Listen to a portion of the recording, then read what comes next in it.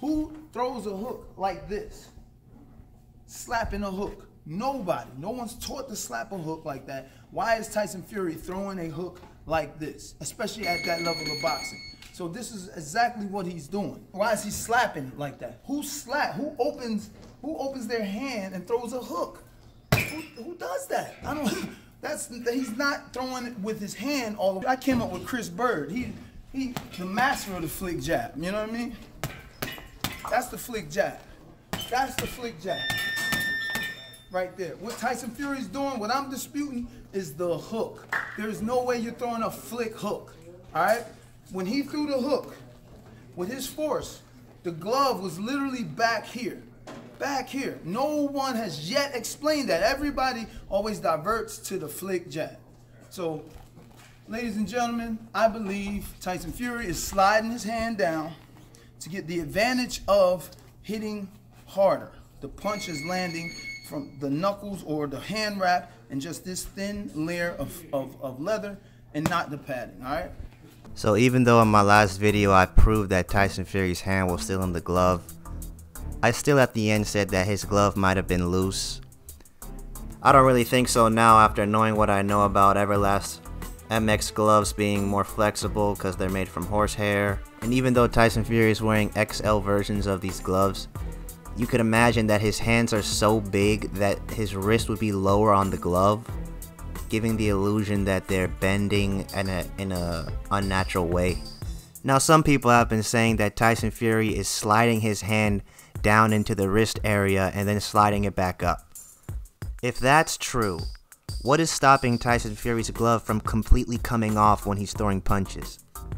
Because as you can see in Steve Cunningham's own video, he starts to hit the heavy bag and then he realizes that if he doesn't lace it up, his glove is going to come off because there's no tension. If his fist is down there laced up, how would Tyson Fury be able to slide his hand up into the glove to be able to grab his trunks and clench his fist throughout the fight, and then somehow slide his hand back into the wrist area all without the assistance of his other hand? There is one clip of Tyson Fury pushing his hand in, but as you can see, the amount of gauze that's on his hand is the same before and after the push-in. If he was really pushing his fist back into his glove, we would see some major movement in the amount of gauze that you could see. And we'll talk about the gauze later, but let's talk about Ricky Hatton supposedly pulling his glove down. So it's the end of the round, Tyson Fury raises his hands, he puts his gloves on the ropes, and then Ricky Hatton touches his gloves and then he takes his mouth guard out. He's touching his glove because he's looking for his mouth guard. That's Ricky Hatton's job. He takes his mouth guard, he gives it to a guy, they wash it off, then Ricky Hatton puts it back in at the end of the round. If you think the slight brushing that Ricky Hatton did to Tyson Fury's gloves was enough to push his fist down into the wrist area, then Tyson Fury's gloves should have came off during the fight throwing punches. The next thing people started questioning was, why is there so much gauze being shown over the course of the fight on Tyson Fury's arm? Which doesn't really matter because he's still grabbing his trunks with that amount of gauze being shown. So the real question is, can the bottom part of your glove appear to shrink even though your hand is still in the glove? A perfect example of this is Canelo Alvarez, who has a tattoo of his daughter on his forearm. During his rematch with Triple G, you can see that her eyes are covered early on in the fight. Then later on, her nose is showing. This could be because of sweat shrinking the leather of the glove, throwing punches, clinching. All of these could be the reason why the bottom part of the glove gets smaller. So in the end, Tyson Fury did nothing wrong with his gloves. Look, if you're a Deontay Wilder supporter, man, let Deontay go eat. Let Deontay have a fair shot in the third fight. Y'all making all these excuses for him.